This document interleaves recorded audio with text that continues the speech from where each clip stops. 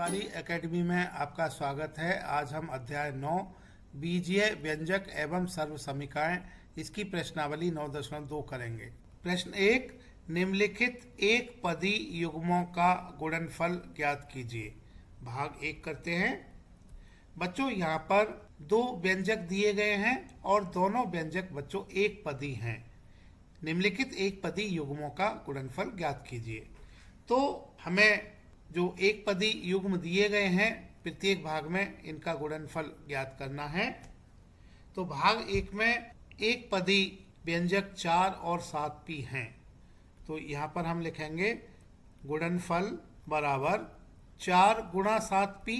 अब बच्चों 4 इस पद के लिए संख्यात्मक गुणनखंड 4 है, यानी कि गुणांक 4 है, और 7p इस पद के लिए गुणांक 7 है। तो हम संख्यात्मक गुणनखंडों को गुणा करेंगे तो हमें गुणनफल के रूप में 28 प्राप्त होता है, और 28 गुणा p यह 28p होता है। बच्चों इस गुणनफल को हम 4 गुणा 7p लिखेंगे, और 4 गुणा 7p यह 4 गुणा 7 गुणा p हो जाता है। 4 गुणा 7 28 होता है, 28 गुणा p 28p होता है। बच्चों भाग 2 करते हैं। भाग 2 में जो गुणनफल होगा, गुणनफल बराबर यह ऋण 4p गुणा 7p होगा। बच्चों इसको हम ऋण 4 गुणा ऋण 7, पहले हम गुणांकों का गुणा लिख लेते हैं, इसके बाद हम चर जो कि p है और दूसरा चर भी p है इसको लिख लेते हैं। तो ऋण 4p गुणा 7p यह ऋण 4 गुणा 7 गुणा p लिखेंगे। ऋण 4 गुणा 7 बच्चों यह ऋण 28 होगा। p गुणा p यह बच्चों p का वर्ग होगा। तो ऋण 28 गुणा p का वर्ग, इसको हम ऋण 28p वर्ग लिखेंगे। तो बच्चों भाग 2 के लिए गुणनफल ऋण 28p वर्ग होगा। भाग 3 करते हैं। भाग 3 में बच्चों गुणनफल बराबर, यहाँ पर पद दिए गए हैं ऋण 4p और 7pq। तो गुणनफल ऋण 4p गुणा 7pq होगा। बच्चों इसको हम ऋण 4 गुणा 7 गुणा p गुणा q लिख सकते हैं। बच्चों ऋण 4 गुणा 7 यह ऋण 28 होता है, गुणा p का वर्ग होता है, गुणा q। अब इसको हम ऋण 28 p का वर्ग q लिख सकते हैं। तो बच्चों भाग 3 में गुणनफल ऋण 28 p का वर्ग q होगा। बच्चों भाग 4 करते हैं। भाग 4 में हम लिख लेते हैं गुणनफल बराबर, भाग 4 के लिए जो पद दिए गए हैं यह 4pq है, और दूसरा पद बच्चों ऋण 3p है। तो गुणनफल बराबर 4p का घात 3 गुणा ऋण 3p होगा। बच्चों इसको आगे हम 4 गुणा ऋण 3 गुणा p की घात 3 गुणा p लिखेंगे। 4 को ऋण 3 से गुणा करते हैं तो बच्चों यह ऋण 12 आता है, गुणा p की घात 3 गुणा p, यह p की घात 4 हो जाएगा। ऋण 12 गुणा p की घात 4, बच्चों यह ऋण 12 p की घात 4 होगा। तो बच्चों भाग 4 के लिए गुणनफल ऋण 12 p की घात 4 होगा। बच्चों भाग 5 में व्यंजक 4p और 0 दिया गया है। तो भाग 4 के लिए गुणनफल बराबर 4p गुणा 0। बच्चों इसको हम 4 गुणा 0 गुणा p लिख सकते हैं। 4 को 0 से गुणा करते हैं बच्चों 0 आता है, 0 गुणा p। अब 0 को p से गुणा करेंगे तो बच्चों यह भी 0 आएगा। तो बच्चों भाग 5 के लिए गुणनफल 0 होगा। प्रश्न 2, निम्नलिखित एक पदी युग्मों के रूप में लंबाई एवं चौड़ाई रखने वाले आयतों का क्षेत्रफल ज्ञात कीजिए। बच्चों हम जानते हैं कि जो आयत का क्षेत्रफल होता है, आयत का क्षेत्रफल बराबर इसकी लंबाई गुणा चौड़ाई। तो आयत का क्षेत्रफल बराबर लंबाई गुणा चौड़ाई। भाग 1 करते हैं। एक पदी युग्म दिए गए हैं P और Q। तो बच्चों हम यहाँ पर लिखेंगे आयत का क्षेत्रफल बराबर लंबाई P है और चौड़ाई Q है, तो यह P गुणा Q होगा और P गुणा Q PQ होता है। बच्चों भाग 2 के लिए आयत का क्षेत्रफल बराबर, भाग 2 में लंबाई 10 m है और चौड़ाई 5 n है, तो इस आयत का क्षेत्रफल 10 m गुणा 5 n होगा। इसको हम 10 गुणा 5 गुणा m गुणा n लिखेंगे, तो यह 10 गुणा 5 50 होता है, गुणा m गुणा n, इसको हम mn लिखेंगे। तो भाग 2 के लिए आयत का क्षेत्रफल 50 mn होगा। भाग 3 में लंबाई और चौड़ाई दी गई है। लंबाई 20 x का वर्ग है और चौड़ाई 5 y का वर्ग है। तो बच्चों भाग 3 के लिए आयत का क्षेत्रफल बराबर 20 x का वर्ग गुणा 5 y का वर्ग। इसको हम 20 गुणा 5 गुणा x का वर्ग गुणा y का वर्ग लिखेंगे। 20 गुणा 5 बच्चों यह 100 होता है। x का वर्ग गुणा y का वर्ग, यह x का वर्ग y का वर्ग होगा। तो भाग 3 के लिए आयत का क्षेत्रफल 100x वर्ग y वर्ग होगा। बच्चों भाग 4 में लंबाई दी गई है 4x और चौड़ाई दी गई है 3x वर्ग। तो भाग 4 के लिए आयत का क्षेत्रफल बराबर 4x गुणा 3x का वर्ग होगा। इसको हम 4 गुणा 3 गुणा x का वर्ग लिखेंगे। 4 गुणा 3 12 होता है। x गुणा x का वर्ग, इसको हम x की घात 3 लिखेंगे, क्योंकि x की घात 1 गुणा x की घात 2, यह x की घात 3 होगा। तो भाग 4 के लिए आयत का क्षेत्रफल 12x की घात 3 होगा। बच्चों भाग 5 में लंबाई दी गई है 3 mn और चौड़ाई दी गई है 4 np। तो भाग 5 के लिए आयत का क्षेत्रफल बराबर 3 mn गुणा 4 np। बच्चों इसको हम 3 गुणा 4 गुणा m गुणा n गुणा n गुणा p लिख सकते हैं। 3 गुणा 4 यह 12 होता है, गुणा m गुणा n गुणा n गुणा p, इसको हम 12 गुणा m गुणा n गुणा n का वर्ग गुणा p लिखेंगे।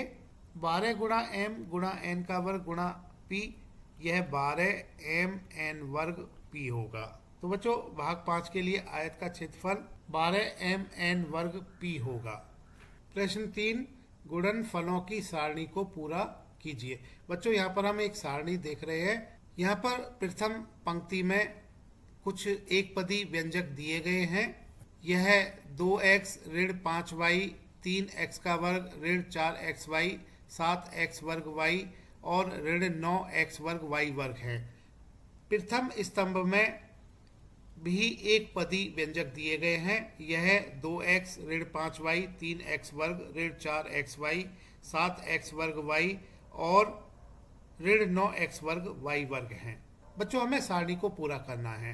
हम देख रहे हैं कि हमें प्रथम पंक्ति और प्रथम स्तंभ को अगर हम अलग अलग पदों को गुणा करते हैं, एक पदी युग्म को गुणा करते हैं, तो यह बच्चों द्वितीय पंक्ति पूरी हो जाती है। जैसे 2x को 2x से गुणा करते हैं तो बच्चों 2 गुणा 2 4 होता है, x गुणा x x वर्ग होता है। इसी तरह से हम ऋण 5y को 2x से गुणा करेंगे तो यह ऋण 5 गुणा 2, यह ऋण 10 होता है। y गुणा x, बच्चों इसको हम yx लिख सकते हैं। तो बच्चों हमने इस रिक्त स्थान को पूरा कर लिया है। अब 3x वर्ग को हम गुणा करेंगे 2x से। 3 गुणा 2 6 होता है। x का वर्ग गुणा x, बच्चों यह x की घात 3 होता है। तो यह रिक्त स्थान भी हमने पूरा कर लिया है। इसी तरह हम अन्य सभी रिक्त स्थानों को पूरा करेंगे।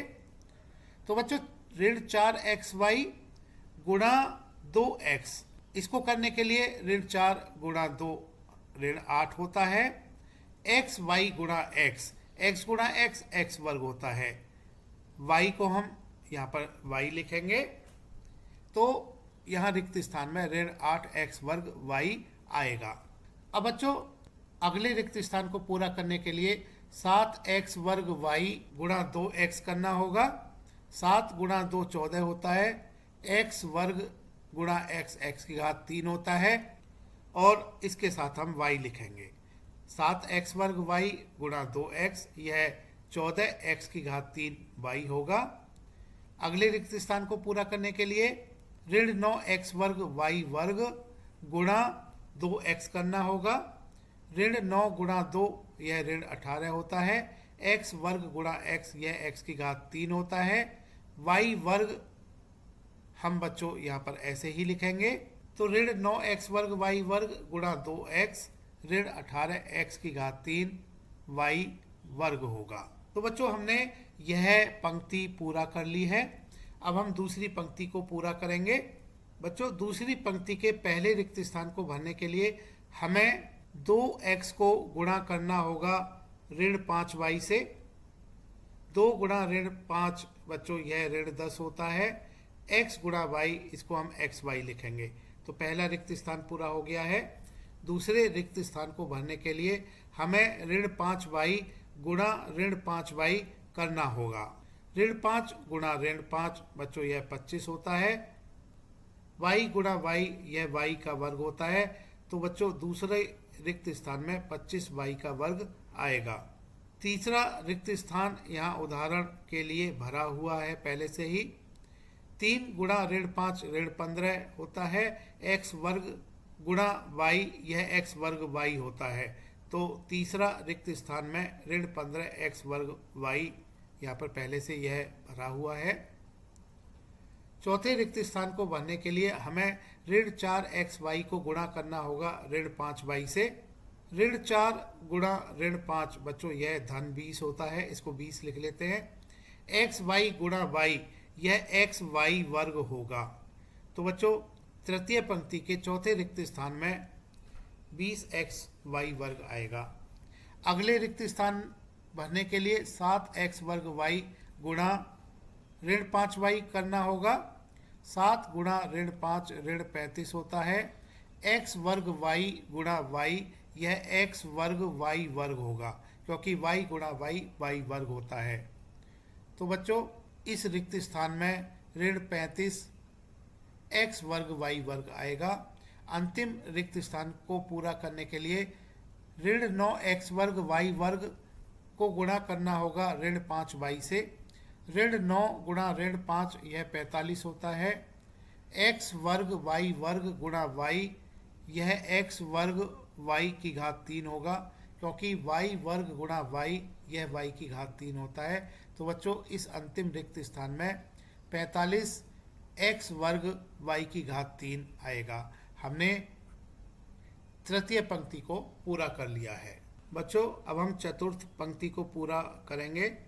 प्रथम रिक्त स्थान को भरने के लिए हमें 2x को गुणा करना होगा 3x का वर्ग से। 2 गुणा 3 बच्चों 6 होता है, x गुणा x का वर्ग यह x की घात 3 होता है। तो इस रिक्त स्थान में 6x की घात 3 आएगा। अगले रिक्त स्थान को पूरा करने के लिए ऋण 5y इसको गुणा करना होगा 3x का वर्ग से। ऋण 5 गुणा 3 ऋण 15 होता है, y गुणा x का वर्ग यह x वर्ग y होता है। तो इस रिक्त स्थान में ऋण 15 x वर्ग y आएगा। अगले रिक्त स्थान को पूरा करने के लिए 3x वर्ग इसको गुणा करना होगा 3x वर्ग से। 3 गुणा 3 9 होता है, x की घात 2 गुणा x की घात 2 यह x की घात 4 होता है। तो बच्चों इस रिक्त स्थान में 9x की घात 4 आएगा। अगले रिक्त स्थान को पूरा करने के लिए ऋण 4xy इसको गुणा करना होगा 3x का वर्ग से। तो बच्चों ऋण 4 गुणा 3 यह ऋण 12 होता है, xy गुणा x का वर्ग यह x की घात 3y होगा, क्योंकि x गुणा x का वर्ग x की घात 3 होता है। तो बच्चों इस रिक्त स्थान में ऋण 12 x की घात 3y आएगा। अगले रिक्त स्थान को पूरा करने के लिए 7x वर्ग y इसको हमें गुणा करना होगा 3x वर्ग से। 7 गुणा 3 बच्चों 21 होता है, x वर्ग गुणा x वर्ग यह x की घात 4 होता है, और हम इसके साथ y लिखेंगे। तो 7x वर्ग y गुणा 3x वर्ग यह 21x की घात 4y होगा। बच्चों इस रिक्त स्थान में 21x की घात 4y हमने लिख लिया है। अगले रिक्त स्थान को पूरा करने के लिए हमें ऋण 9x वर्ग y वर्ग इसको गुणा करना होगा 3x वर्ग से। ऋण 9 गुणा 3 यह ऋण 27 होता है। x वर्ग y वर्ग गुणा x वर्ग यह x की घात 4 y वर्ग होगा, क्योंकि x वर्ग गुणा x वर्ग x की घात 4 होता है। तो इस रिक्त स्थान में ऋण 27 x की घात 4 y का वर्ग आएगा। बच्चों हमने इस चतुर्थ पंक्ति को पूरा कर लिया है। अब बच्चों पांचवी पंक्ति को पूरा करते हैं। इसके पहले रिक्त स्थान को भरने के लिए हमें 2x को गुणा करना होगा ऋण 4xy से। 2 गुणा ऋण 4 ऋण 8 होता है। x गुणा xy यह x वर्ग y होता है। तो बच्चों इस प्रथम रिक्त स्थान में ऋण 8x वर्ग y आएगा। द्वितीय रिक्त स्थान को पूरा करने के लिए हमें ऋण 5y इसको गुणा करना होगा ऋण 4xy से। ऋण 5 गुणा ऋण 4 20 होता है। y गुणा xy यह x y वर्ग होता है। तो बच्चों इस रिक्त स्थान में 20xy वर्ग आएगा। अगले रिक्त स्थान को पूरा करने के लिए हमें 3x वर्ग को गुणा करना होगा ऋण 4xy से। 3 गुणा ऋण 4 यह ऋण y होता है। x वर्ग गुणा xy यह x की घात 3y होता है। तो बच्चों इस रिक्त स्थान में ऋण 12 x की घात 3y आएगा। अगले रिक्त स्थान को पूरा करने के लिए हमें ऋण 4xy इसको गुणा करना होगा ऋण 4xy से। ऋण 4 गुणा ऋण 4 बच्चों यह 16 होता है। xy गुणा xy x का वर्ग y का वर्ग होता है। तो बच्चों इस रिक्त स्थान में 16x वर्ग y वर्ग आएगा। अगले रिक्त स्थान को पूरा करने के लिए हमें 7x वर्ग y इसको गुणा करना होगा ऋण 4xy से। 7 गुणा ऋण 4 बच्चों यह ऋण 28 होता है।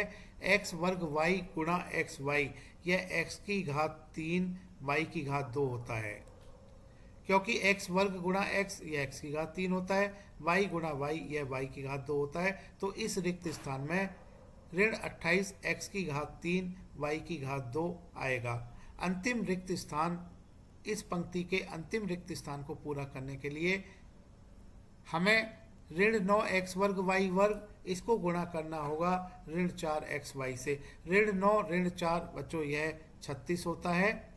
x वर्ग y वर्ग गुणा xy यह x की घात 3 y की घात 3 होगा।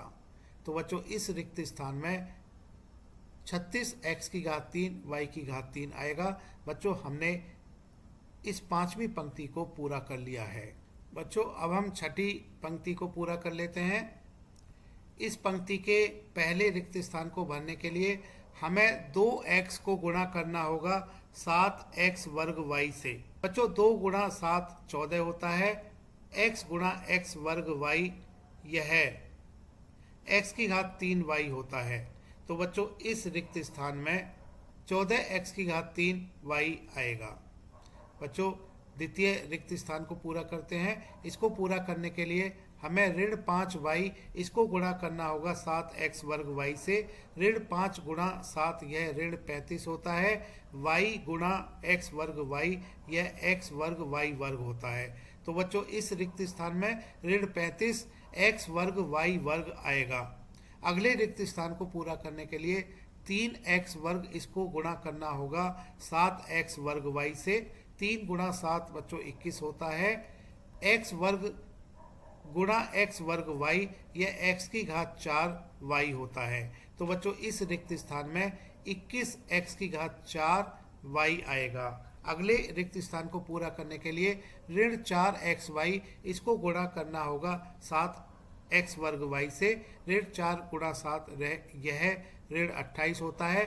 xy गुणा x वर्ग y यह x की घात 3 y की घात 2 होता है। तो बच्चों इस रिक्त स्थान में ऋण 28 x की घात 3 y की घात 2 आएगा। अगले रिक्त स्थान को पूरा करने के लिए 7x वर्ग वाई, इसको गुणा करना होगा 7x वर्ग वाई से। 7 गुणा 7 49 होता है। x वर्ग वाई गुणा x वर्ग वाई, यह x की घात 4 y की घात 2 होगा, क्योंकि x वर्ग गुणा x वर्ग x की घात 4 होता है। y गुणा y, यह y की घात 2 होता है।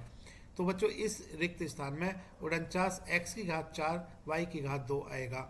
अगले रिक्त स्थान, अंतिम रिक्त स्थान को पूरा करने के लिए हमें ऋण 9x वर्ग y वर्ग, इसको गुणा करना होगा 7x वर्ग y से। बच्चों ऋण 9 गुणा 7, यह ऋण 63 होता है। x वर्ग y वर्ग गुणा x वर्ग y, यह x की घात 4 y की घात 3 होगा, क्योंकि x वर्ग गुणा x वर्ग x की घात 4, y वर्ग गुणा y, यह y की घात 3। तो इस रिक्त स्थान में ऋण 63 x की घात 4 y की घात 3 आएगा। बच्चों हमने इस तरह से छठी पंक्ति को पूरा कर लिया है। बच्चों अब हम इस सारणी की अंतिम पंक्ति को पूरा करते हैं। इस पंक्ति के पहले रिक्त स्थान को भरने के लिए हमें 2x को ऋण 9x वर्ग y वर्ग से गुणा करना होगा। 2 गुणा ऋण 9, बच्चों यह ऋण 18 होता है। x गुणा x वर्ग y वर्ग, यह x की घात 3 y की घात 2 होगा। तो बच्चों इस रिक्त स्थान में ऋण 18 x की घात 3 y की घात 2 आएगा। अगले रिक्त स्थान को भरने के लिए हमें ऋण 5 y को ऋण 9 x वर्ग y वर्ग से गुणा करना होगा। ऋण 5 गुणा ऋण 9, बच्चों यह 45 होता है। y गुणा x वर्ग y वर्ग, यह x वर्ग y की घात 3 होगा। तो बच्चों इस रिक्त स्थान में 45 x की घात 2 y की घात 3 आएगा। अगले रिक्त स्थान को पूरा करने के लिए हमें 3x वर्ग, इसको गुणा करना होगा ऋण 9 x वर्ग y वर्ग से। 3 गुणा ऋण 9, यह ऋण 27 होता है। x वर्ग गुणा x वर्ग y वर्ग, यह x की घात 4 y की घात 2 होगा। तो इस रिक्त स्थान में ऋण 27 x की घात 4 y की घात 2 आएगा। अगले रिक्त स्थान को भरने के लिए हमें ऋण 4xy, इसको गुणा करना होगा ऋण 9x वर्ग y वर्ग से। ऋण 4 गुणा ऋण 9, यह 36 होता है।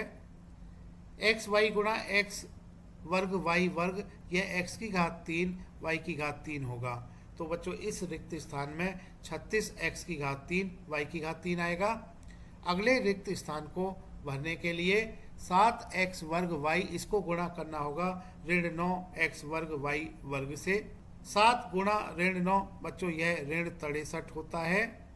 x वर्ग y गुणा x वर्ग y वर्ग, यह x की घात 4 y की घात 3 होगा। तो बच्चों इस रिक्त स्थान में ऋण 63 x की घात 4 y की घात 3 आएगा। इस सारणी के अंतिम पंक्ति के अंतिम रिक्त स्थान को भरने के लिए हमें ऋण 9x वर्ग y वर्ग, इसको ऋण 9x वर्ग y वर्ग से गुणा करना होगा। ऋण 9 गुणा ऋण 9, बच्चों यह 81 होता है। x वर्ग y वर्ग गुणा x वर्ग y वर्ग, यह x की घात 4 y की घात 4 होगा, क्योंकि x की घात 2 गुणा x की घात 2 x की घात 4, y की घात 2 गुणा y की घात 2, यह y की घात 4। तो अंतिम रिक्त स्थान में बच्चों 81 x की घात 4 y की घात 4 आएगा। तो बच्चों इस तरह से हमने इस सारणी की अंतिम पंक्ति को भी पूरा कर लिया है। प्रश्न 4, ऐसे आयताकार वक्सों का आयतन ज्ञात कीजिए जिनकी लंबाई, चौड़ाई और ऊंचाई क्रमशः निम्नलिखित है। बच्चों हम जानते हैं कि आयताकार वक्स का आयतन, यह लंबाई, चौड़ाई, ऊंचाई तीनों का गुणनफल होता है। तो आयताकार वक्स का आयतन बराबर लंबाई गुणा चौड़ाई गुणा ऊंचाई। तो बच्चों भाग 1 में लंबाई, चौड़ाई और ऊंचाई क्रमशः 5a 3a वर्ग 7a की घात 4 यह दी गई हैं। तो भाग 1 के लिए आयताकार वक्स का आयतन बराबर 5a गुणा 3a का वर्ग गुणा 7a की घात 4 होगा। बच्चों 5 गुणा 3 15 होता है, 15 गुणा 7 105 होता है। a की घात 1, a को हम a की घात 1 लिखते हैं। तो ए की घात 1 गुणा ए की घात 2 गुणा ए की घात 4, यह ए की घात 1 धन 2 धन 4 ए की घात 7 हो जाता है। तो बच्चों भाग 1 के लिए आयताकार वक्ष का आयतन 105 ए की घात 7 होगा। भाग 1 पूरा कर लिया है हमने। भाग 2 में लंबाई चौड़ाई और ऊंचाई क्रमशः 2p 4q 8r दी गई हैं। तो भाग 2 के लिए आयताकार वक्ष का आयतन बराबर 2p गुणा 4q गुणा 8r होगा। 2 गुणा 4 8 होता है, 8 गुणा 8 64 होता है, p गुणा q गुणा r p q r होता है। तो भाग 2 के लिए आयताकार वक्ष का आयतन 64 p q r होगा। बच्चों भाग 2 पूरा हो गया है। अब भाग 3 करते हैं। भाग 3 में लंबाई चौड़ाई और ऊंचाई क्रमशः दी गई हैं xy 2x वर्ग y 2xy वर्ग। तो भाग 3 के लिए आयताकार वक्ष का आयतन यह xy गुणा 2x वर्ग y गुणा 2xy वर्ग होगा। बच्चों 2 गुणा 2 4 होता है, x गुणा x का वर्ग गुणा x, यह x की घात 4 होगा, क्योंकि x की घात 1 गुणा x की घात 2 गुणा x की घात 1, यह x की घात 1 धन 2 धन 1 x की घात 4 होगा। y की घात 1 गुणा y की घात 1 गुणा y की घात 2, यह y की घात 4 होगा। तो भाग 3 के लिए आयताकार वक्ष का आयतन 4x की घात 4 y की घात 4 होगा। बच्चों भाग 3 पूरा हो गया है। भाग 4 करते हैं। भाग 4 में लंबाई चौड़ाई और ऊंचाई क्रमशः a 2b और 3c दी गई हैं। तो भाग 4 के लिए आयताकार वक्ष का आयतन बराबर a गुणा 2b गुणा 3c होगा। 2 गुणा 3 6 होता है, a गुणा b गुणा c, यह abc होता है। तो भाग 4 के लिए आयताकार वक्ष का आयतन 6 abc होगा। बच्चों भाग 4 हमने पूरा कर लिया है। प्रश्न 5, निम्नलिखित का गुणनफल ज्ञात कीजिए। बच्चों भाग 1 करते हैं। बच्चों भाग 1 में 3 व्यंजक दिए गए हैं, तीनों व्यंजक एक पदी हैं। तो हमें इन 3 एक पदी व्यंजकों को गुणा करना है। तो बच्चों भाग 1 के लिए गुणनफल एक्स वाई गुणा वाई जेड गुणा जेड एक्स होगा। बच्चों इसको हम x गुणा वाई गुणा जेड गुणा एक्स लिखेंगे।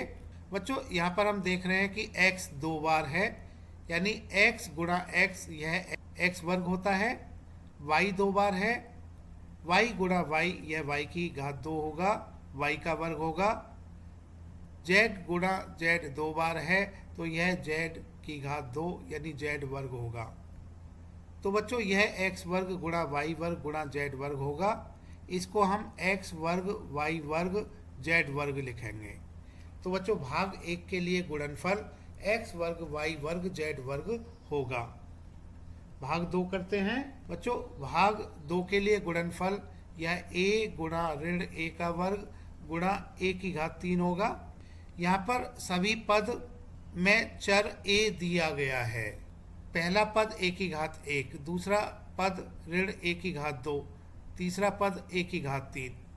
तो बच्चों पहले तो हम यहाँ पर यह ऋण लिखेंगे, क्योंकि धन गुणा ऋण गुणा धन यह ऋण होता है। अब a पर जो घात आएगी, क्योंकि a की घात 1, a की घात 2, a की घात 3, इन तीनों को गुणा करते हैं तो यह a की घात 1 धन 2 धन 3, 1 धन 2 3 होता है, 3 धन 3 6 होता है, तो यह a की घात 6 होगा। तो बच्चों भाग 2 के लिए गुणनफल ऋण a की घात 6 होगा। भाग 2 हमने पूरा कर लिया है। बच्चों भाग 3 करते हैं। भाग 3 में गुणनफल प्राप्त करने के लिए हमें 4 पदों को गुणा करना होगा। भाग 3 में 4 पद दिए गए हैं, तो 2 गुणा 4y गुणा 8y का वर्ग गुणा 16y की घात 3। बच्चों 2 गुणा 4 गुणा 8 गुणा 16 गुणा y का वर्ग गुणा y की घात 3 लिखेंगे इसको। बच्चों 2 गुणा 4 यह 8 होता है, 8 गुणा 8 यह 64 होता है, 64 गुणा 16 यह 1024 होता है। y गुणा y का वर्ग यह y की घात 3 होता है, y की घात 3 गुणा y की घात 3 यह y की घात 6 होता है। तो y गुणा y का वर्ग गुणा y की घात 3 यह y की घात 1 धन 2 धन 3 यानी y की घात 6 होगा। तो बच्चों गुणनफल 1024 y की घात 6 होगा। बच्चों भाग 4 करते हैं। इसमें 4 पद दिए गए हैं, तो गुणनफल बराबर a गुणा 2b गुणा 3c गुणा 6abc होगा। इसको हम 2 गुणा 3 गुणा 6 गुणा a गुणा b गुणा c लिखेंगे। 2 गुणा 3 6 होता है, 6 गुणा 6 36 होता है। a गुणा a का वर्ग होता है, b गुणा b का वर्ग होता है, c गुणा c का वर्ग होता है। 36 गुणा a का वर्ग गुणा b का वर्ग गुणा c का वर्ग, इसे हम 36 a वर्ग b वर्ग c वर्ग लिखेंगे। तो बच्चों भाग 4 के लिए गुणनफल 36 a वर्ग b वर्ग c वर्ग होगा। इस प्रश्न का अंतिम भाग करते हैं। यहाँ पर पद दिए गए हैं m ऋण m n p। तो बच्चों भाग 5 के लिए गुणनफल बराबर m गुणा ऋण mn गुणा mnp। बच्चों यहाँ पर m धनात्मक है, mn ऋणात्मक है और mnp धनात्मक है, यानी धन गुणा ऋण गुणा धन यह ऋण आएगा। तो बच्चों यह ऋण m गुणा m गुणा m गुणा n गुणा n गुणा p होगा। यहाँ पर हम m को एक साथ लिख लेते हैं, n को एक साथ लिख लेते हैं, p यहाँ पर एक बार है तो यहाँ पर p हमने एक बार लिखा हुआ है, m 3 बार है, n 2 बार है और p एक बार है। m को m से गुणा करते हैं m वर्ग होता है, m वर्ग को m से गुणा करते हैं m की घात 3 होता है। तो यह ऋण m की घात 3 गुणा n n वर्ग होगा गुणा p। तो बच्चों यह ऋण m की घात 3 n की घात 2 p होगा। तो बच्चों भाग 5 के लिए गुणनफल ऋण m की घात 3 n की घात 2 p होगा। तो बच्चों इस प्रश्नावली का संपूर्ण हल आपने समझ लिया है। तिवारी एकेडमी देखने के लिए बच्चों धन्यवाद।